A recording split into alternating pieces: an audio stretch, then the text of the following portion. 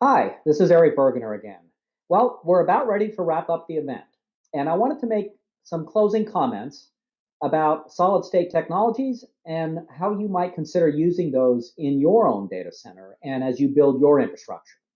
So first off, I want to talk a little bit about workload placement. What's the appropriate location for each workload that I have in my portfolio? We've done some research on this topic just earlier this year, and clearly what's driving the decision about whether workloads should be placed in traditional IT or left in traditional IT, placed in a private cloud infrastructure, or moved to a public cloud environment. So workload requirements are driving that. What are the performance, the availability, the ease of use, the flexibility and agility requirements for a particular workload? And then obviously cost is another issue. Now, with a public cloud, there are a lot of services available in the public cloud that enterprises may not have access to in on-premise infrastructure. So another potential reason to move things to the cloud is if you want to access, for example, particular compute services, GPU-based compute services for artificial intelligence, machine learning workloads. Maybe you want to try things out in the public cloud, see how this might contribute to your own business before you decide to invest in it and move it on-prem.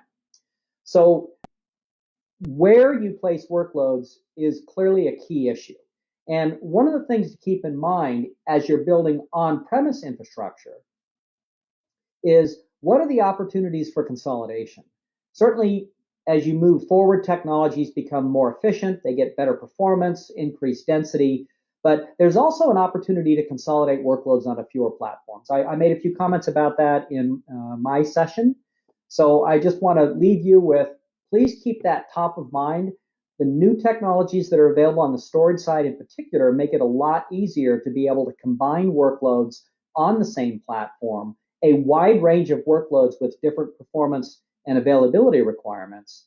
And now with so many of the systems being software defined, you have the multi-tenant management flexibility to be able to configure particular storage pools to meet very particular application requirements. So that's going to be a very good way to leverage some much better economics, is if you can consolidate workloads while still meeting your own service level objectives. Okay, the second thing I wanted to talk about is NVMe and thinking about how you'll leverage the NVMe technologies, persistent memory, storage class memory, NVMe over fabrics in your own environment. You may not need that type of performance yet.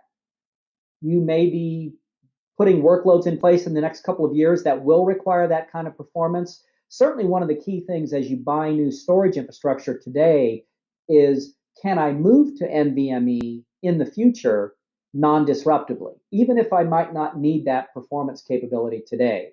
I think I had commented in my session that a number of the established storage vendors basically are providing their NVMe-based systems at the same price point that they sell a comparably configured SCSI system.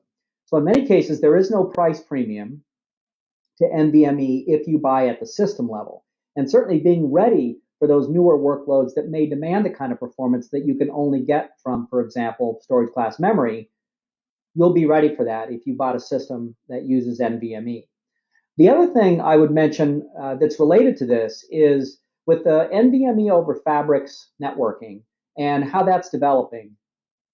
This really opens up the opportunity for some new architectures that we talked about, and basically to remove data locality as a concern as you build out storage platforms. And this really opens up a lot of flexibility. So that may not be something that you're ready to go to now. You may not need that kind of performance, but it's something to think about as you're buying storage infrastructure, because again, 2-3 years down the line, well within the storage life cycle of the systems that you're buying today, you may need that kind of performance. And it would be great if you could just basically do a software upgrade and take advantage of that kind of performance.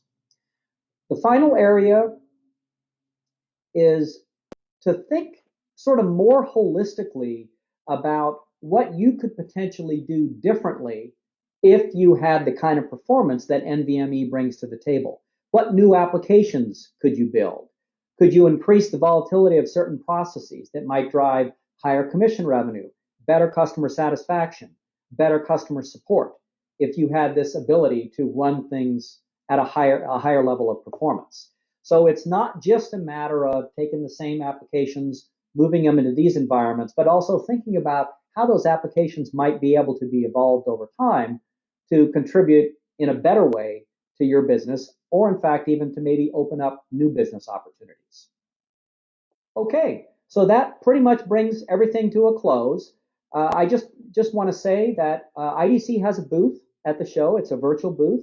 If you're interested in chatting about any of the content that you saw in our presentations today, or you'd like to talk to IDC about other issues that might be top of mind, we'd invite you to drop by. We'll have that booth staffed on November 11th. That's today, and November 12th.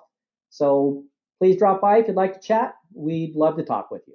Thanks again for coming to our event, and we'll sign off now.